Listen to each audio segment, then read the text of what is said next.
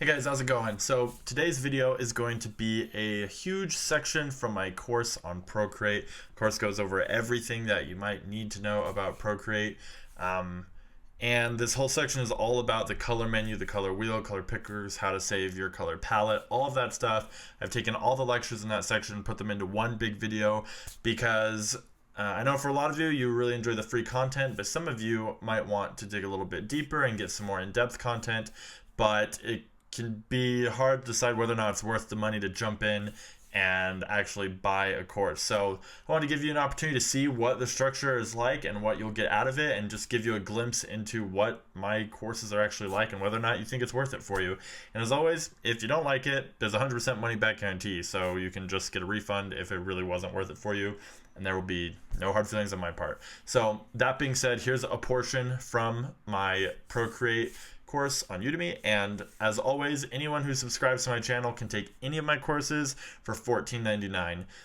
Normally the prices are a lot more expensive than that. The courses are 6 to 10 hours long usually and range between $80 to $120, but like I said, as long as you're subscribed, you can take any of my courses for $14.99.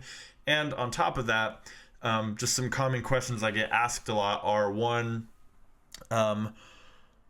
do you have to pay a subscription fee? Does the course expire? Anything like that? Nope. It's no subscription. It's a one-time payment. You buy the course and then you own it for life. You can download it, watch it offline, and you can watch it whenever you want. The videos stay there after you've watched it, so you can watch it multiple times.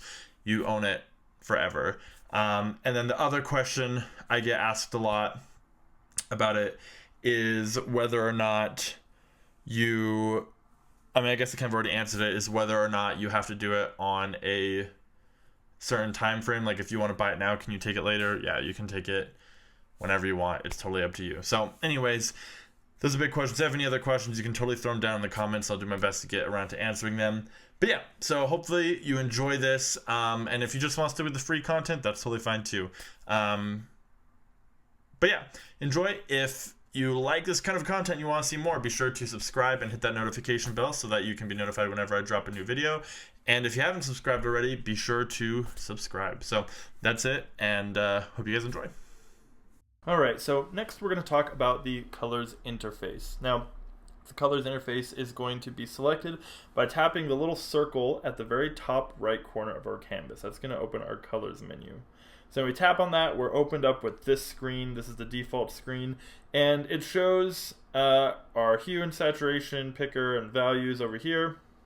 Okay, and it also shows, if you see right next to the word color, we'll make it a different color so it's a little bit more apparent. You can see the original purple color we picked and the new green color. Now that purple color is our previously selected color, and the green color is the new color. Now the reason it shows that is because you can very quickly, let's say we're painting green and we realize that we want to go back to our previous color in order to finish up our painting. Well, it's really simple. All we have to do is hold down on our color circle.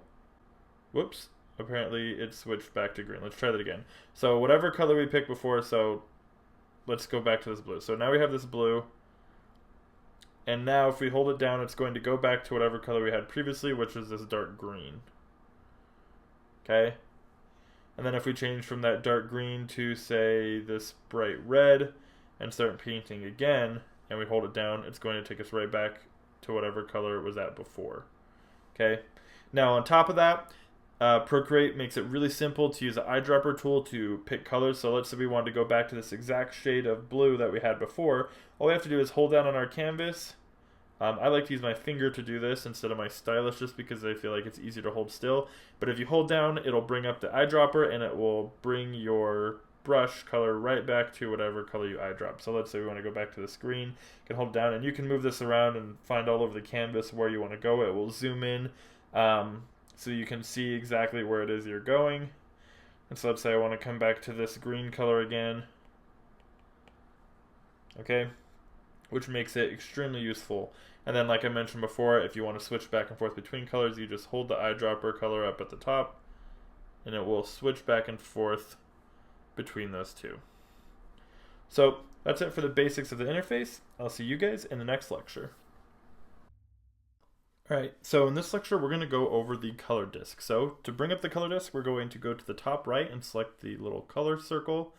And we are going to go to the very bottom of this menu, and you see right now we're on classic. Next to that is disk, and that's what we're going to select. So this is Procreate's color disk. Between the classic and the color disk, I prefer the classic, but the color disk does have some cool features. We're going to go over those really quick. So first we have on the outside, this is the hue ring, okay? Changing this will only change the hue of the color, which means where it falls on the rainbow or its chroma, okay? It doesn't change the saturation, which is how colorful it is, and it doesn't change the brightness or value, which is how light or dark it is. So if we bring it over here to green, you can see at the top right, it shows us our color. Now this middle inner ring is going to be our hue and our brightness, or sorry, not our hue, our saturation and our brightness. So the farther to the left I bring it in the circle, anywhere on the circle, the less saturated the color is going to become until it gets all the way to gray. And the farther right I bring it, the more saturated it will become until it becomes as saturated as it can get. Now if I move up and down, up is going to make it brighter, and if I go down, it will make it darker all the way until I get to black. So if I want white, for example, I would want to go all the way desaturated and all the way bright, which would be this top left corner. And if I wanted black, I could just go all the way down till I get black. If I wanted the brightest, purest green I could get, I would want to go all the way to the top right, and that would be full saturation, full brightness, without losing either of the two. Okay? Now, additionally, if you really want to get detailed here and zoom in, you can pinch outwards on the color picker here, the hue saturation slider, the saturation and value slider, and then you can get even more specific with where you pick your color from. Also, if you want it to snap to different points on this ball, you can do that by double tapping, and it will snap to the nearest area. So for example, let's say you just wanted to get a sampling of all the colors, in that hue. You could go through and just sample by double tapping on each section and painting it down until it got you all the way around the color wheel, and you're able to get all the colors that you wanted.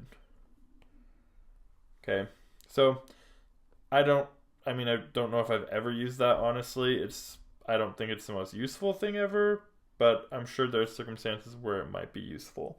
Additionally, if you look down here, these are palettes, so if you have any palettes saved already, you can come over here and select from your palette, as well as change the name of the palette by tapping on the title, and then you can change it to whatever you want. So that's it for this lecture, and I'll see you guys in the next one.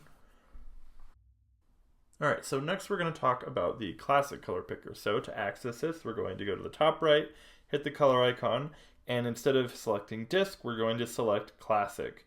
So classic is going to look like a square instead of a circle. This is my preferred way to do it just because it's very clear when you're at pure white, pure black, or pure saturation. You can go right to that corner. I think it's really useful. So instead of the other one where we have the hue ring, the hue is going to be adjusted by this slider, which is right underneath our big color square. And that's what changes the hue. And then inside of here, same as before, the higher we get, the brighter it's going to go. And the lower we go, the darker it's going to get. The same as before, if we go to the left, it's going to get more desaturated. And if we go to the right, it's going to become more saturated. Okay. The other thing I like about this one is it has these sliders so you can get very specific. So let's say you want a very specific hue, then you want it to be a very specific saturation, or maybe you're painting and you know that you want the color to be very similar, you just want it to be a little bit more desaturated, but you're not confident in your ability to just pick the color out on a palette. You can just pick whatever color it is you want and then manually lower the saturation, and it will still stay exactly accurate to whatever hue or color you want to pick. So I think this is a really useful tool. The bottom one changes the value, how dark or light it is, the brightness, which makes this tool very useful. And then below that, just like before, we also have our color palette as well. Now, this doesn't have as many fancy tricks as the color disc does, but I still prefer it just because I feel like I have greater control over my palette and I can get really specific as to what colors I want to pick. So that's it for this lecture. I'll see you guys in the next one. The next thing we're going to talk about is the color values menu. So to access this, just as before, anything in the color menu, we're going to access it by hitting this icon on the top right, which is our color icon. And then at the very bottom, we have Disk Classic. This time we're going to select Value, and it kind of looks like a little bar graph. So if we tap on that, it's going to bring up this menu. Now, if you've ever used a website where you look for color palettes, pre-selected color palettes, you might recognize either HSB sliders or RGB sliders or hexadecimal codes. So what this means is there's kind of three ways that computers can go about determining what color something is or how to categorize it. So the HSB, which is this top section, stands for, the top one is hue, the bottom one, or the middle one is saturation, and the bottom one is brightness.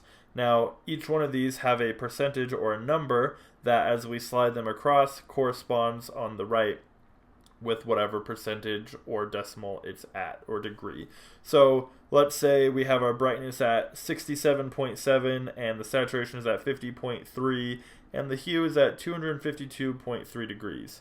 Now, if I were to give those numbers to somebody else and they were to put them into a palette or color picker, they would be able to get the exact same color that I've created on my tablet because I have the exact code.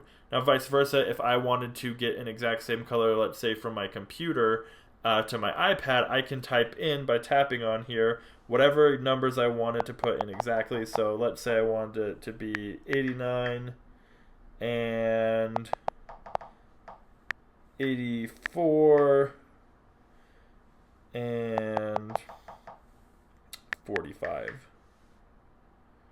Okay, it will automatically set to that color, which is really useful. Now, that's only one. That's only the hue, saturation, and brightness. That one is probably the least common.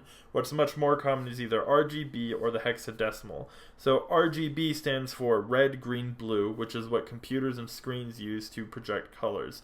Typically when we print, we use CMYK, but when we're on a computer, it's RGB. So, same thing, most of the time it's going to have an RGB code. It's going to say, like, for example, this color will be 169, 88, and 206. And that's telling us where on this scale it is for red, green, and blue. How much red is in the color, how much green is in the color, and how much blue is in the color. So you can see here, if we have red all the way up and green all the way up, and nothing in blue, it's going to give us this yellowish green sort of color. But if we bring green all the way down and red all the way up, it will give us pure red. Same with any of these. If we have blue all the way up, it will give us pure blue, or green all the way up, it'll give us pure green. Okay? So I don't recommend using this as a way to pick your colors. What I would instead recommend it for is if you're needing to share a specific color or you want to manually pick out colors from a color palette that you've already saved. There's much easier ways to do that, which we'll go over, but if for some reason those don't work and you have to put it in by code, this is how you would do it. The last one is hexadecimal, which is going to be based off of an algorithm that has all of the colors in a algorithmically created hex pattern, and it automatically is going to generate this code, and when you put it in, Procreate will be able to read that, or if you create the code in here and put it in somewhere else, it'll be able to generate that exact color. So that being said, you also have your palette down here as well that you can access from or save colors to, which we'll go over later. But for the most part, that's everything there is about the value menu, and I'll see you guys in the next one. Alright, so next we're going to go over how you can save colors. So just as before, we're going to select our color icon, and to do this you'll want to be in either the disk or classic or value, really any of the ones that have the palette at the bottom. So right now we have this grid sort of system down here at the bottom of this menu underneath our sliders, and it just says untitled palette. I'm going to tap on that and change it to test palette.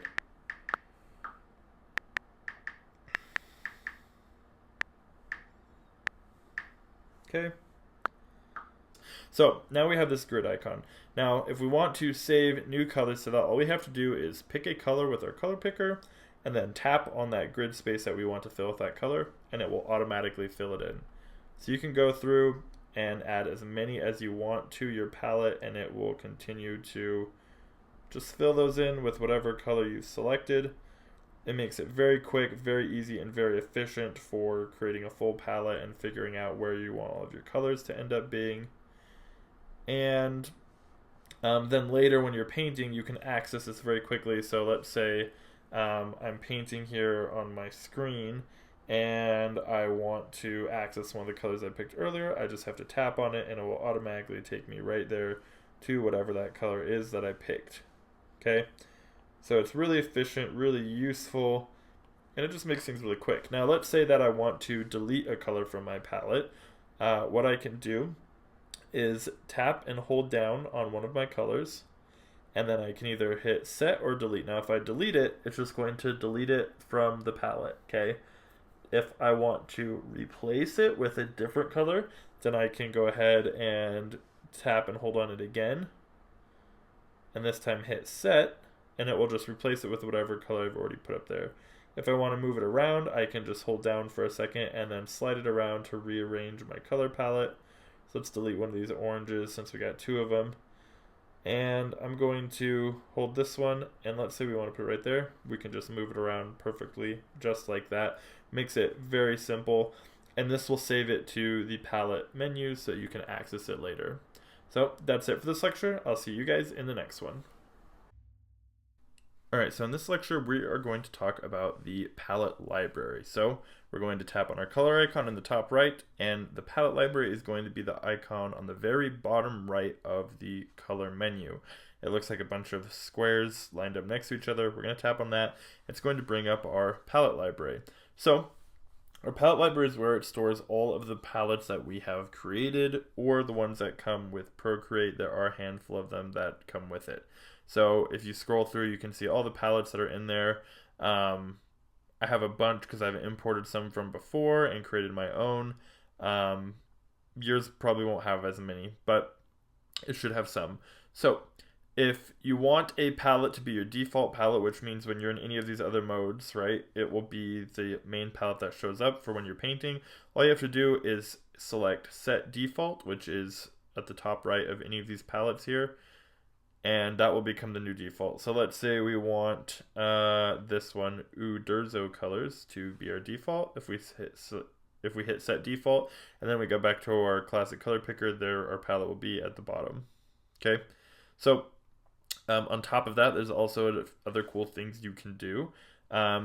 If you want, you can create a new palette by hitting this plus sign in the top right corner, which will create a new palette. It looks though like I have the max, so I'm going to go ahead and delete one. We're going to delete this one right here because I don't really need it, which would be a good time to mention.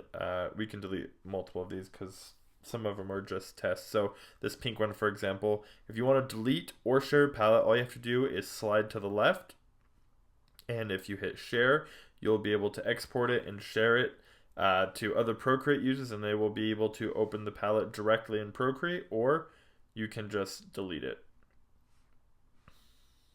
Okay, so now that we've deleted one, we should have room to add another one, and it might be adding at the bottom. Oh, right here in the middle. For some reason, it was adding them all in the middle. All right, so we'll go and delete all of those. But you can see that's how you add a blank palette, and then you can rename it. So we went over this a little bit before, but if you want to rename it, you tap on the untitled palette and type in whatever you want. But we don't need that, so we're going to delete that as well. Okay. Now you can also move palettes around. So if you hold down on a palette, you can slide it around in case you need to organize things and make it a little bit easier to find. And then also, if you want, you can import palettes. You would be drag and dropping with iPad's drag and drop feature, and importing that as a palette file, and it will automatically come right into here. So that's it for the palette library, and I'll see you guys in the next lecture. Alright, so next we're going to talk about the color drop feature. Procreate has a lot of really great features that make using it sometimes preferable over to desktop alternatives, just because you don't have to use hotkeys, you can just use really simple gestures. So this is a color drop feature. What you're going to do is if you want to fill in an area with color, similar to if you're using the paint bucket tool in Photoshop, you're just going to go over to your color picker icon and drag it over. And wherever you drop it, it will fill. So let's say we want to fill this white space, we just drop, it'll fill in that whole entire space, okay? Maybe we want to fill in the eye here, we can drop, it'll fill in that space. Now, if you want to adjust the threshold, which is going to be how aggressively it fills in edges and stuff like that, right? So you can see here I have this slider up at the top that says color drop threshold. As I slide my finger across the page, it's adjusting where it determines what the edge is going to be for that. So the way that you do that is by dragging your dropper over, and then what you're going to do is just hold it in one spot without lifting your finger up. It'll fill, and then you can slide the threshold to determine where you want it to be. Okay, so this is a pretty useful feature. You can use it to fill entire canvases or just specific areas. It should also be noted that if you use the lasso tool, you can create a specific shape and then use the eyedrop tool to fill in just that area, which makes it really good for inking and things like that. Okay, so that's it for the color dropper tool, and I'll see you guys in the next lecture.